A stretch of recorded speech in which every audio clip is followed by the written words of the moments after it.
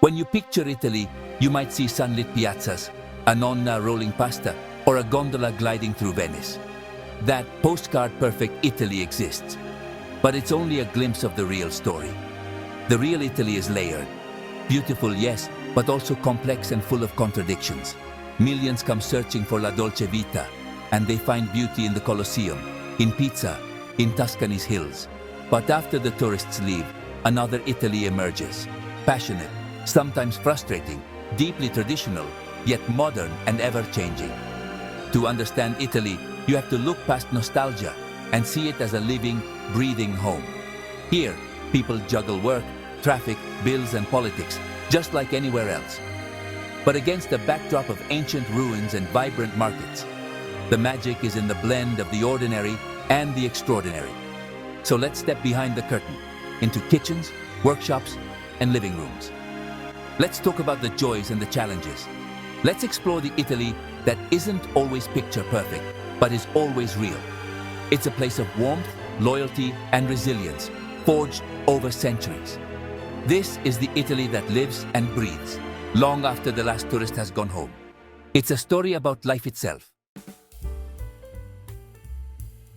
A tourist's morning in Rome might start with a cappuccino near the Pantheon, savoring the view and snapping photos.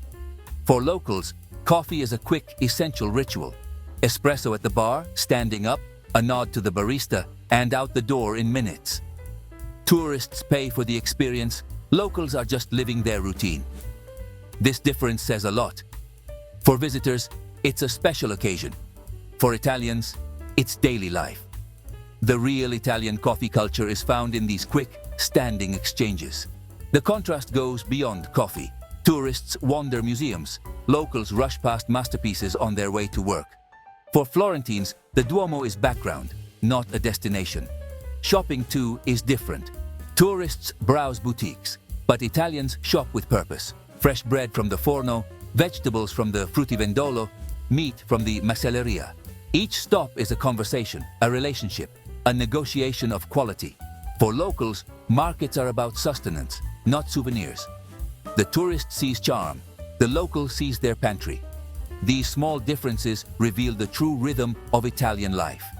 To see the real Italy, watch how locals move through their day. That's where the country's soul lives. The myth of the long, leisurely Italian lunch is fading, especially in cities.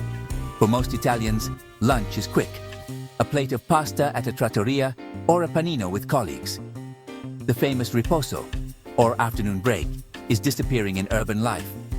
Modern work rhythms mean long commutes, unpredictable hours, and late dinners. Socializing happens in small moments. A chat with the barista, a word with the butcher, a quick greeting in the piazza. But one tradition endures: the evening passeggiata. Before dinner, people stroll through town, catching up with friends and neighbors, enjoying the beauty of the evening. Italians balance modern demands with tradition, holding on to what matters: family meals, community, connection. Complaints about traffic or bureaucracy are common, but so is the joy of a proper family dinner. The real Italian rhythm is a blend of old and new, always prioritizing human connection. It's not about rejecting modernity, but weaving it into a life that values people. That's the true Italian way. In Italy, food is a language of love, tradition, and identity. Tourists enjoy the taste, but Italians live the story, debating recipes, passing down techniques, and gathering for Sunday lunch at Nonna's house. Meals are rituals, not just nourishment. A Sunday lunch is a marathon. Antipasto, pasta, meat, sides, fruit, dessert, coffee, and a digestivo. Food traditions are fiercely local. What you eat in Sicily is worlds apart from what you find in Piedmont. Italians identify with their region's food, defending recipes with pride. This regionalism keeps Italy's cuisine vibrant and diverse.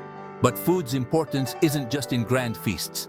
It's in packing a child's lunch, insisting on seasonal ingredients, and honoring the land's rhythms. Eating artichokes in spring, chestnuts in fall. These are non-negotiable traditions. The dinner table is where families reconnect and the soul of Italy is nourished.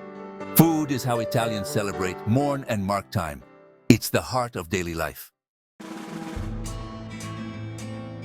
Behind Italy's beauty lies a daily struggle: economic uncertainty, bureaucracy, and what locals call la crisi. For many young Italians, stable jobs are hard to find. Dreams of running a Tuscan B&B often crash into paperwork and high costs. Living expenses, rent, utilities, taxes are a heavy burden, and salaries haven't kept up.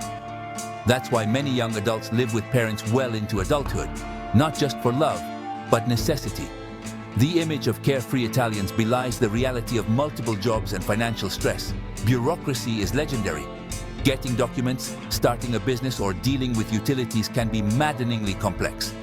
This fuels cynicism and reliance on personal connections to get things done. Yet Italians are resilient. They complain, but they find joy in small things: family meals, community, laughter. They endure, adapt, and never let hardship extinguish their spirit. This ability to laugh and persevere is perhaps the most Italian trait of all. It's a strength born from centuries of challenge. Italy's soul shifts with geography.